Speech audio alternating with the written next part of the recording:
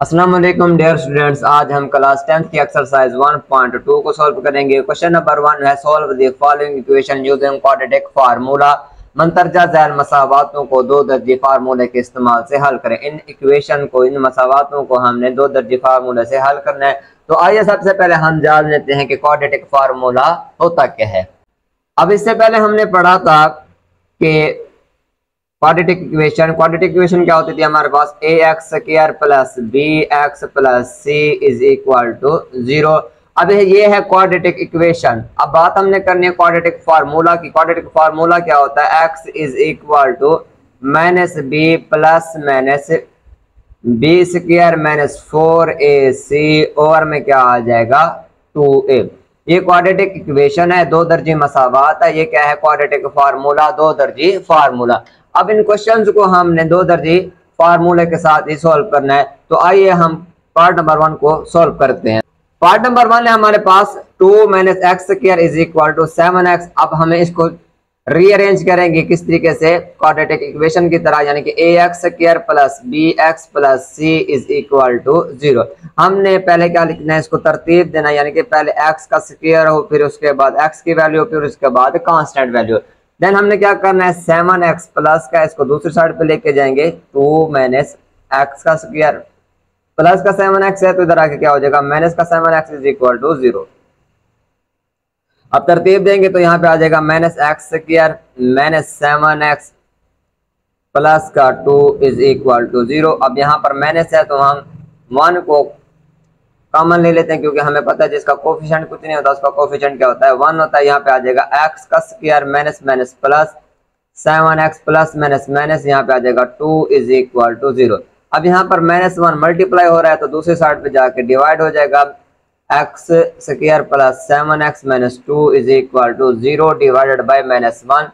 अब x का square plus 7x minus 2, 0 को डिवाइड करें -1 के ऊपर तो ये आ जाएगा 0। अब देखें तो ये एक क्वाड्रेटिक इक्वेशन की शक्ल में आ गया है, यानी कि x square plus 7x minus 2। अब x के स्क्वायर के साथ जो कोफिशिएंट है वो a के इक्वल होगा, यानी a is equal to 1। x के साथ जो कोफिशिएंट है वो b के इक्वल होगा, b इज इक्वल टू 7। और लास्ट वाली वैल्यू हमारे पास कांस्टेंट होते हैं, उसको c का नाम देंगे, c इज इक्वल टू -2। अब हमने क्वाड्रेटिक फार्मूला लगाना है। तो क्वाड्रेटिक फार्मूला क्या है हमारे पास, x is equal to minus b plus minus b square minus 4ac over में क्या आ जाएगा 2a। इसके बाद हमने वैल्यूज को पुट कर लेना है, x इज इक्वल टू -7, क्योंकि b किसके इक्वल है, 7 के, b का स्क्वायर यानी कि 7 का स्क्वायर माइनस 4a किसके इक्वल है 1 के, c किसके इक्वल है -2 के, और में क्या आ जाएगा 2a, a की जगह पे हमने पुट कर देना है 1 को। अब x is equal to -7 plus minus 7 7 दा 49 माइनस माइनस प्लस 4 को 2 के साथ मल्टीप्लाई करें, 4 2 दा 8 8 1 दा 8। अब यहाँ पे आ जाएगा 8 ओवर में क्या आ जाएगा 2 1 दा 2। x is equal to -7 plus minus 49 plus 8 is equal to क्या आ जाएगा 57 ओवर में क्या आ जाएगा 2। देन हमने सोल्यूशन सेट में लिख देना है, solution set is equal to -7 plus minus 57 over 2। अब क्योंकि 57 किसी का कंप्लीटिंग स्क्वायर नहीं है, इसलिए हमने इसको वैसे का वैसे लिख देना है। पार्ट नंबर 1 को सोल्व करने के बाद अब हम सोल्व करते हैं पार्ट नंबर 2 को।